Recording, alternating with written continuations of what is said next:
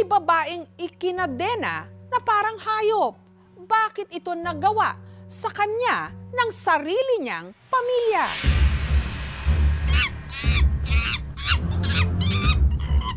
Sa mga bulubunduking sakop ng Mindanao, maraming mga nagkalat na unggoy.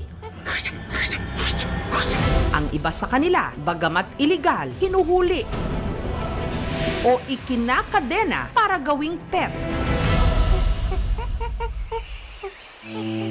Pero sa isang liblib na sitio sa Senator Ninoy Aquino sa Sultan Kudarat, hindi hayop ang nakakadena, kundi tao.